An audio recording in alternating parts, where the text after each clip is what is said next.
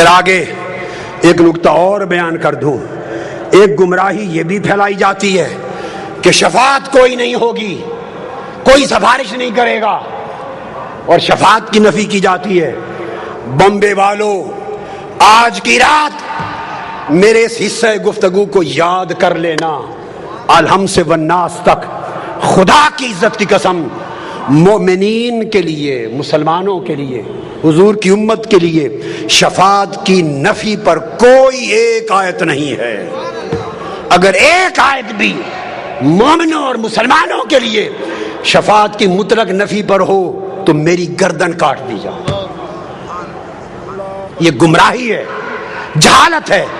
ایسا کہنے والوں نے نہ قرآن کا سیاق و سباق پڑھا، نہ قرآن کی تفسیریں پڑھی. قرآن مجید کی سورہ بقرہ میں کہا وَلَا يُقْبَلُ مِنْهَا شَفَاعَةٌ. میں صرف آیتیں کوٹ کروں گا جس میں شفاعت کی نفی آئی ہے. شفاعت کی حضرت عبداللہ ابن عباس نے، ارے خود کیوں کرتے ہو معنی قرآن کا؟ عبداللہ ابن عباس سے پوچھو، امام طبری سے پوچھو، امام بغوی سے پوچھو، امام رازی سے پوچھو، قرطبی سے پوچھو، زمخشری سے پوچھو، آلوسی سے پوچھو، خازن سے پوچھو، کل ائمہ تفسیر سے پوچھو، آج کے دور کے قاسمی تک سے پوچھو. حضرت عباس کہتے ہیں کہ لا تغنی نفس کافرۃ عن نفس کافرۃ من عذاب اللہ. اس سے مراد کافروں کی بات ہے، مومنوں کی بات نہیں ہے. امام قرطبی لکھتے ہیں النفس الکافرہ لا کل نفس. یہ جو شفاعت کی نفی آئی ہے یہ صرف کافروں کے لیے آئی ہے، ہر جان اور ہر انسان کے لیے نہیں. امام نصفی کرتے ہیں تفسیر میں لا يقبل منها شفاعت للکافرہ. کفار سے شفاعت کی نفی آئی ہے، مومنوں کے لیے نہیں. امام خازن نے یہی کہا. آؤ حافظ ابن کثیر کو پڑھ لو، وہ لکھتے ہیں ولا يقبل منها شفاعت یعنی من الکافرین. بدبختی کا میرے پاس کیا علاج ہے؟ جہالت و بدبختی کا کہ جو آیتیں کفار اور مشرکین کے لیے آئی ہیں وہ پڑھ کے آپ مومنوں مسلمانوں پر چسپاں کریں. یہ کام خوارج کیا کرتے تھے، آج پھر خارجی پیدا ہو گئے ہیں، حضور کی شان کا انکار کرنے والے. اسی طرح ولا تنفع الشفاعہ عنده الا لمن اذن، اس کے تحت آیا لیس لهم من دونہ ولی ولا شفیع، سورہ انعام آیت نمبر 51. پڑھیے امام ائمہ تفسیر کو. بغوی کہتے ہیں انما نفی الشفاعت لغیرہ مع ان الانبیاء والاولیاء یشفعون. یہ غیروں کافروں کے لیے نفی آئی ہے، نبی اور ولی شفاعت کریں گے. جس آیت کو لیں، جس آیت کو، امام قرطبی لکھتے ہیں ما نرا معکم شفعاءکم، یہ آیت سورہ انعام آیت نمبر 94. امام قرطبی لکھتے ہیں ای الذی عبدتموہم وجعلتموہم شرکاء یرید الاصنام وکان المشرکون یقولون الاصنام شرکاء اللہ. اس سے مراد بتوں کی نفی ہے اور مشرکوں سے شفاعت کی نفی ہے. الغرض کل آیتیں. میری کتاب اٹھائیے، کتاب التوحید 2 جلدوں میں میری کتاب ہے، اس کو پڑھیے. میری کتاب عقیدہ شفاعت ہے، اس کو پڑھیے. میں نے تمام آیتوں کی تفسیریں لکھ دی ہیں. کسی ایک آیت میں جہاں شفاعت کی نفی ہے اس سے مراد مسلمانوں کے شفاعت کی نفی نہیں، بلکہ صرف کفار سے شفاعت کی نفی کی گئی ہے اور مومنوں کے لیے ثابت کی گئی ہے. اب میں نے یہ بھی سنا ایک اور گمراہی پھیلائی جاتی ہے، اور وہ یہ کہا جاتا ہے کہ ٹھیک ہے شفاعت تو ہوگی مگر آقا علیہ السلام کو یا کسی کو اب اذن نہیں ملا، شفاعت کا اختیار نہیں.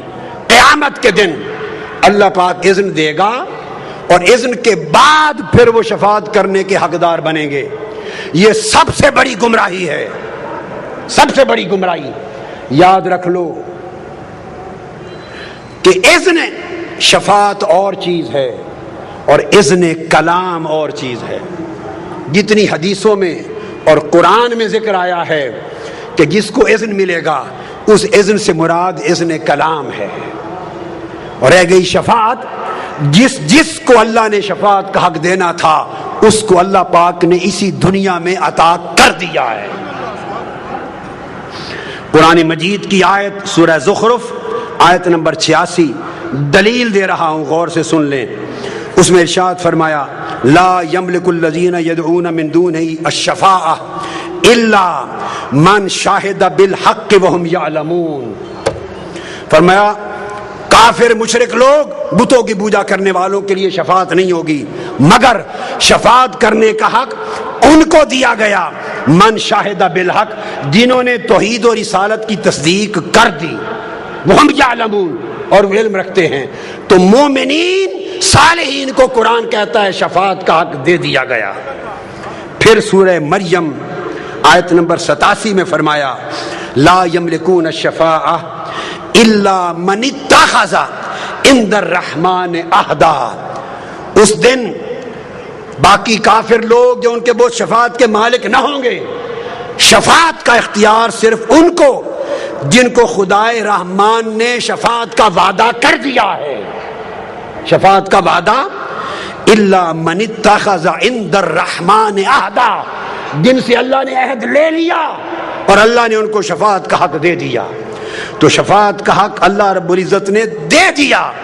یومئذ لا تنفع الشفاعۃ الا من اذن له الرحمن، کسی کی شفاعت دوسرے کو نفع نہیں دے گی مگر ان کی جن کو اللہ نے اذن دے دیا۔ اللہ نے اذن شفاعت کا، تو شفاعت کا اذن اللہ رب العزت نے دے دیا ہے۔ اب بات جو سمجھنے والی ہے وہ بڑی اہم ہے کہ شفاعت کا اذن آقا علیہ السلام نے فرمایا کہ شفاعت کا اذن مل چکا ہے۔ حضور علیہ السلام کو شفاعت کا اذن بولیے مل چکا ہے، اس لیے تو آقا نے قیامت کے دن اپنی شفاعت کا ایک ایک جز لوگوں کو بیان کیا۔ بخاری شریف کی حدیث صحیح عبداللہ بن عمر روایت کرتے ہیں، آقا علیہ السلام نے فرمایا ان الشمس، بخاری کتاب الزکوٰۃ حدیث نمبر 1405، اور پھر درجنوں کتب حدیث۔ امام بخاری روایت کرتے ہیں عبداللہ بن عمر سے ان الشمس تدنو یوم القیامہ حتی یبلغ العرق نصف الاذن۔ اب سنیے، شفاعت کا اذن مسئلہ حل ہو جائے گا۔ جو کہتے ہیں نا اللہ اذن دے گا اس کے بعد شفاعت کا اختیار ہوگا، نہیں، سن لیں حدیث بخاری شریف کی۔ آقا نے فرمایا سورج قیامت کے دن اتنا قریب ہوگا کہ پسینہ آدھے آدھے کانوں تک پہنچ جائے گا۔ اب دیکھیے حدیث میں ابھی تک اذن کی کوئی بات بولیے اذن کی نہیں آئی۔ جب لوگ پریشان ہوں گے فَبَيْنَمَا هُمْ كَذَلِكَ اسْتَغَاثُوا بِآدَمَ، ابھی اذن کی کوئی بات نہیں، لوگ اکٹھے ہو کر حضرت آدم کے پاس جائیں گے، استغاثوا، ان سے مدد مانگیں گے۔ صحیح بخاری کے لفظ ہیں، حضرت آدم کے پاس جا کر مدد مانگیں گے۔ ثم بموسیٰ، وہ بھیجیں گے پھر حضرت موسیٰ کے پاس جا کے مدد مانگیں گے، وہ بھیجیں گے ثم بمحمد، پھر تاجدار کائنات کی بارگاہ میں آ کے مدد مانگیں گے۔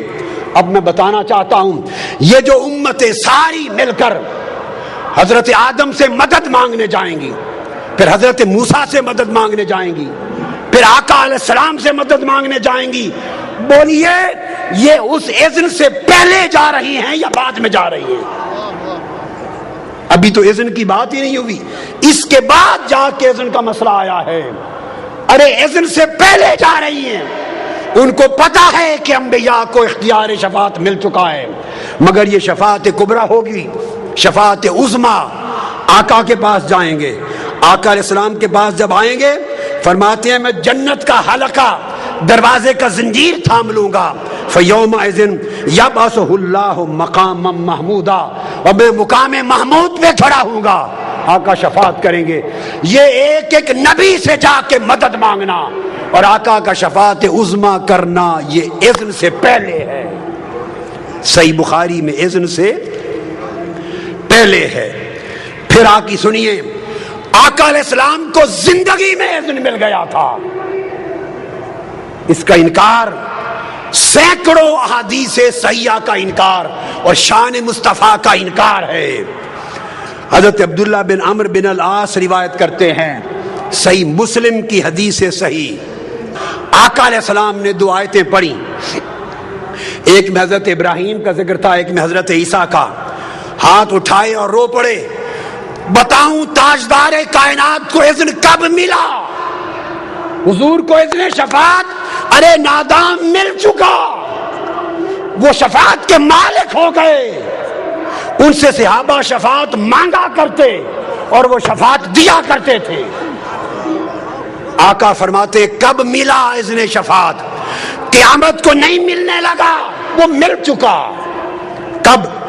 صحیح مسلم حدیث صحیح اور حدیث نمبر 202 کتاب الایمان. عبداللہ بن عمرو بن العاص کہتے ہیں آقا علیہ السلام رو دیے، ہاتھ اٹھائے، رو کے کہے اللہم امتی امتی، اے اللہ میری امت میری امت، و بکا. اب بتا رہا ہوں اذن شفاعت ابھی ملنا ہے یا مل چکا ہوا ہے. جب رو دیے فقال اللہ یا جبریل، اللہ پاک نے جبرائیل امین کو بلایا، فرمایا جبرائیل اذهب الى محمد، جاؤ میرے محبوب محمد مصطفیٰ آپ کے پاس، وربک عالم فسلہ ما یبکیک، اور جاؤ پوچھو میرے محبوب آپ کیوں روتے ہیں، پوچھو میرے محبوب آپ کو کس شے نے رلا دیا، کیا رلا دیا. فاتاہ جبریل فسالہ فاخبرہ، جبرائیل امین آئے، آقا علیہ السلام سے پوچھا آقا اللہ نے پوچھا ہے آپ کیوں روتے ہیں. آقا علیہ السلام نے جواب دیا مجھے اپنی امت رلا رہی ہے، امت کا غم رلا رہا ہے. اللہ پاک نے فرمایا جبرائیل دوبارہ جا، اذهب الى محمد. اب اذن شفاعت اور اختیار شفاعت دیا جا رہا ہے، مصطفیٰ کے ہاتھوں میں تھمایا جا رہا ہے، اور آپ انکار کرتے ہیں.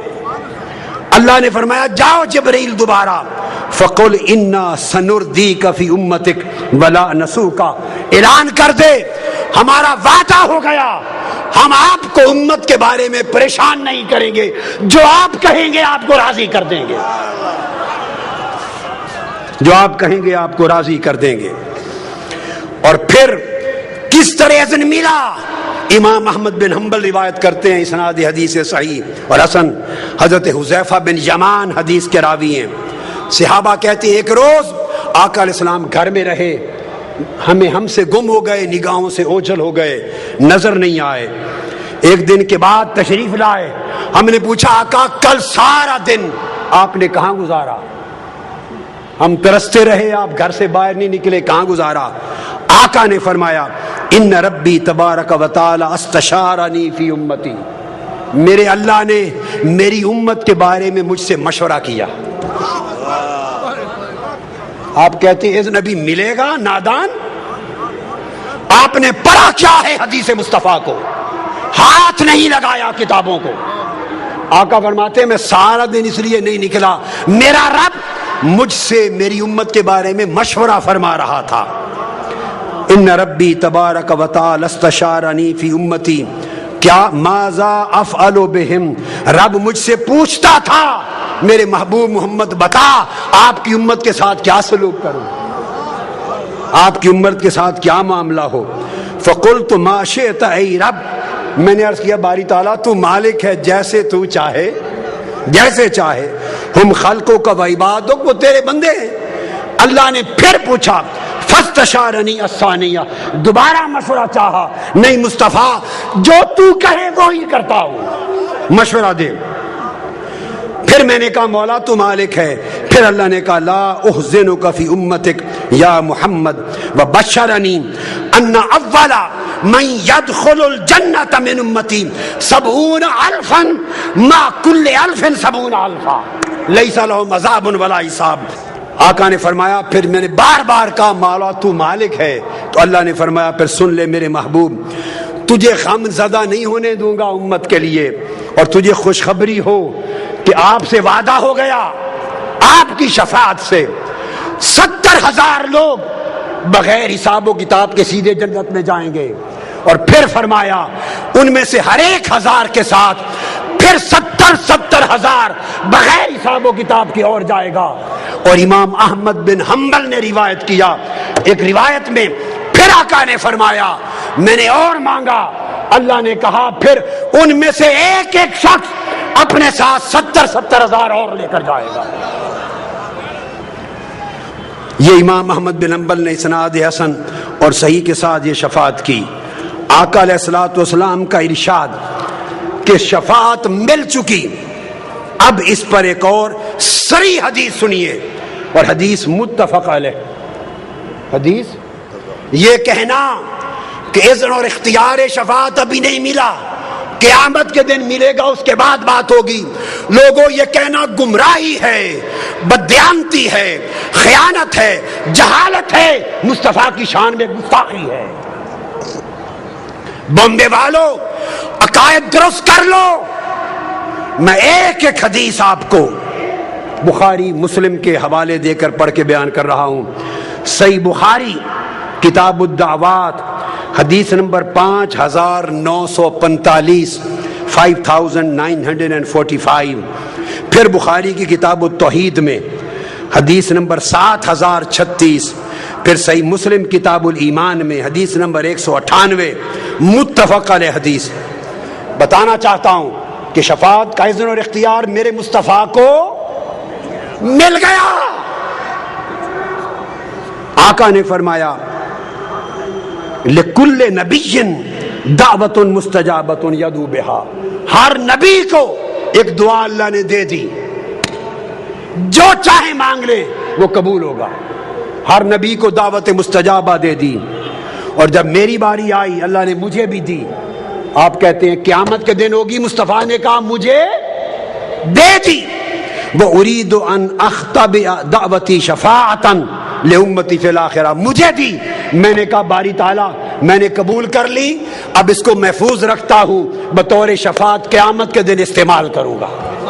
اختیار مل چکا، استعمال میرے مصطفیٰ قیامت کے دن کریں گے۔ وہ مالک ہیں، جب چاہیں استعمال کریں۔ یہ متفق علیہ حدیث۔ پھر حضرت انس بن مالک روایت کرتے ہیں، پھر صحیح بخاری حدیث نمبر 5946، آقا نے فرمایا فجعلت دعوتی شفاعتا لامتی یوم القیامہ، مجھے شفاعت کا اختیار مل گیا، مجھے دعا قبولیت کی اذن مل گیا، مگر میں نے اس کو محفوظ کر لیا ہے کہ قیامت کے دن اپنی امت کی بخشش کے لیے استعمال کروں گا۔ پھر آقا علیہ السلام نے فرمایا انی اختبأت دعوتی شفاعتا لامتی یوم القیامہ فہی نائلۃ انشاءاللہ من مات من امتی لا یشرک باللہ شاہدہ، مجھے شفاعت کی صورت میں اختیار دعائے مقبولہ مل گیا، میں نے محفوظ کر لیا قیامت کے دن، اور میری شفاعت میرے ہر امتی کو ملے گی جو مشرک نہیں ہوگا۔ اور پھر ایک بات سننے والی ہے، ارے نادانو، آقا علیہ السلام نے فرمایا، ابو ہریرہ راوی، انا اول شافع و اول مشفع، قیامت کے دن سب سے پہلے شفاعت بھی میں کروں گا اور سب سے پہلی شفاعت قبول بھی میری ہوگی۔ حضور 1500 سال پہلے یہ بھی بتا رہے ہیں کہ سب سے پہلے شفاعت میں کروں گا، اور یہ بھی اعلان کر رہے، گارنٹی دے رہے ہیں اول مشفع، سب سے پہلے میری شفاعت مقبول ہوگی۔ اگر اذن نہیں ملا تو یہ اعلان ان اتھورائزڈ اعلان کر رہے ہیں، معاذ اللہ اللیگل اعلان ہو رہے ہیں، انویلڈ اعلان ہو رہے ہیں۔ ارے نادان، اگر اللہ نے اذن و اختیار مصطفیٰ کے ہاتھ میں نہیں دیا، کیوں فرما رہے ہیں اول مشفع، سب سے پہلے میری شفاعت قبول ہوگی؟ خدا جانے اللہ قبول کرے یا نہ کرے، کیوں فرمایا؟ اس لیے کہ اللہ نے اختیار مصطفیٰ کے ہاتھ میں دے دیا۔ اور لطف کی بات یہ، حضور یہ بھی فرمائیں کہ سب سے پہلے میری شفاعت ہوگی، میری شفاعت قبول ہوگی۔ یہ بھی فرمائیں کہ اول من اشفع له من امتی اہل بیتی، سب سے پہلے میں اپنی اہل بیت کی بخشش کرواؤں گا۔ یہ بھی بتائیں کہ اہل بیت کی شفاعت ہوگی۔ حضور اب لوگوں کے نام بتا رہے ہیں، طبقات بتا رہے ہیں، آپ ابھی کہتے ہیں کہ اذن نہیں ملا، اذن ملے بغیر گن گن کے بتائے جا رہے ہیں۔ میرے آقا نے فرمایا اول من اشفع له من امتی اہل المدینہ، اہل بیت کے بعد سب سے پہلے قیامت کے دن میں اہل مدینہ کی شفاعت کروں گا۔ ارے اگر اختیار شفاعت نہ ملا ہو تو کسی کی جرت ہے خدا کے معاملے میں اس طرح گارنٹی دے کر بتائے کہ سب سے پہلے اہل مدینہ کی شفاعت ہوگی. اور پھر آقا نے فرمایا اول من اشفع له من امتی اہل المدینہ ثم اہل المکہ. فرمایا سب سے پہلے میں اپنے ساتھ اہل مدینہ کی بخشش کرواؤں گا، اس کے بعد اہل مکہ کی کرواؤں گا. حضور نے تو آرڈر بتا دیا، پرائورٹی بتا دی، ترتیب بتا دی. آپ پھر کہتے ہیں اگر اختیار نہیں تو ساری ترتیب کیسے بتا رہے ہیں؟ اور پھر سنو، اہل سنت عاشقان مصطفیٰ اس لیے اہل مدینہ بنتے ہیں کہ فرمایا پہلے اہل مدینہ کی شفاعت کروں گا، پھر اہل مکہ کی ہوگی. جس کو پہلے شفاعت لینی ہے وہ مدینہ سے جڑے، وہ مدینہ سے جڑے. اور پھر آقا علیہ السلام نے فرمایا، حدیث پاک میں ہے کہ خیر تو دو ٹوک بات حدیث کی، مجھے اختیار دیا گیا. حدیث کے لفظ، حدیث صحیح ہے، حدیث صحیح، ابو موسیٰ اشعری راوی. خیر تو مجھے اختیار دے دیا گیا بین شفاعہ و بین ان یدخل نصف امتی الجنہ، کہ چاہے تو میں شفاعت لے لوں، چاہے تو آدھی امت بغیر حساب کے بخشوا لوں. اللہ نے فرمایا محبوب دو میں سے کیا لیتے ہو؟ چاہو تو آدھی امت بغیر حساب کے بخش دوں، چاہو تو شفاعت کا حق دے دوں. فاخترت الشفاعہ، میں نے شفاعت کو اختیار کر لیا. تو بولی اذن اور اختیار ملا یا نہیں ملا؟ شفاعت لے لیا. آقا سے پوچھا صحابہ کرام نے، آقا اللہ فرما رہے تھے آدھی امت بغیر حساب کے بخش دوں، بڑا کوٹا تھا، بڑا کوٹا، وہ کیوں نہیں لیا؟ آقا نے فرمایا لأنہا اعم و اکفا، اس لیے نہیں لیا کہ اگر آدھی امت بخشوانے کا کوٹا لے لیتا اور آدھی امت بخشی جاتی، بخشے جانے کے بعد میرا کوئی گنہگار امتی مجھے پکارتا یا رسول اللہ خدا کے لیے مجھے پر کرم کر دیجئے، تو میرا تو کوٹا ختم ہو چکا تھا، میں بخشوا نہ سکتا.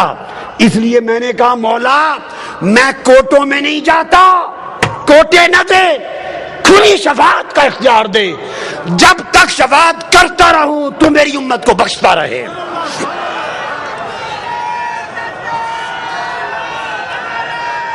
اور آقا نے فرمایا وَلَكِنَّهَا لِلْمُذْنِبِينَ الْخَطَّائِينَ الْمُتَلَوِّثِينَ، سنو یہ شفاعت نیکوکاروں کی نہیں، نیکوکار اللہ کے فضل سے بخشے جائیں گے. میری شفاعت گنہگاروں کے لیے ہے، میری شفاعت گنہگاروں کے لیے ہے. اور حدیث خاص، چونکہ شفاعت کا اختیار تھا تاجدار کائنات کو، اس لیے صحابہ کا عقیدہ تھا وہ حضور سے شفاعت مانگتے تھے، زندگی میں مانگتے تھے. مصعب اسلمی کہتے ہیں کہ ایک صحابی آقا کی بارگاہ میں آیا، قال انی سائلک سؤالا، عرض کیا یا رسول اللہ میرا ایک سوال ہے. ایک صحابی عرض کرتے ہیں، امام طبرانی روایت کرتے ہیں معجم کبیر، رجال صحیح ہیں حدیث کے. آقا نے فرمایا وما ہوا، پوچھنے والے بول تیرا سوال کیا ہے؟ اس نے کہا اسالو کا، آپ سے مانگتا ہوں ان تجعلنی من تشفع لہ یوم القیامہ، مجھے شفاعت والوں میں شامل کر دیں جن کی آپ شفاعت کریں. میرے آقا نے فرمایا جا فإنک ممن اشفع لہ یوم القیامہ، جا تجھے میں نے شفاعت میں شامل کر دیا. تو پتہ چلا کہ آقا علیہ السلام کو امت کے لیے بغیر حد و حساب و کتاب شفاعت کا اختیار دے دیا. اس طرح حضور کی امت کے اولیاء کو دیا، صالحین کو دیا، قرآن کو دیا، حافظ قرآن کو دیا، نیک کو دیا، معصوم بچوں کو دیا. یہ سب حدیث صحیحہ میں ہے. جو سمجھے کہ اذن اور اختیار شفاعت کا نہیں ملا وہ سینکڑوں احادیث صحیحہ کا انکار کرتا ہے. پیغام یہ ہے لوگوں، I am finishing now. My last word as message. آقا سے محبت کرو، ادب عظمت اور شان رسالت کا عقیدہ رکھو، اور حضور کی محبت کے باعث خود محبت والے بن جاؤ. آپ کے جسموں سے محبت ٹپکے، امن ٹپکے، پیار ٹپکے، اور ہند کی سرزمین پر اپنے ملک میں قانون کے وفادار رہتے ہوئے کسی کے گلے نہ کاٹو، نفرت نہ پھیلاؤ، انتہا پسندی نہ کرو، دہشت گردی نہ کرو. مسلمان پر محبت ہے، پر امن ہے، پیار کرنے والا ہے، غریبوں کی مدد کرنے والا ہے، ڈوبنے والے کو بچانے والا ہے۔ آقا کے غلام بن کر پوری انسانیت کے لیے سراپا امن اور محبت کا پیغام بن جائیں، اور اس عقیدہ رسالت کو رکھیں جس میں ہر وقت آپ کا ظاہر و باطن حضور کی غلامی کے ساتھ جڑ جائے، حضور کے وسیلے کا فیض بھی ملے، اطاعت کا فیض بھی ملے، اتباع کا فیض بھی ملے، شفاعت کا فیض بھی ملے، محبت کا فیض بھی ملے، اور دنیا میں، قبر میں اور آخرت میں ہر وقت آقا علیہ السلام کے نالین پاک اور کملی کے سائے میں رہیں۔ والسلام علیکم ورحمۃ اللہ وبرکاتہ۔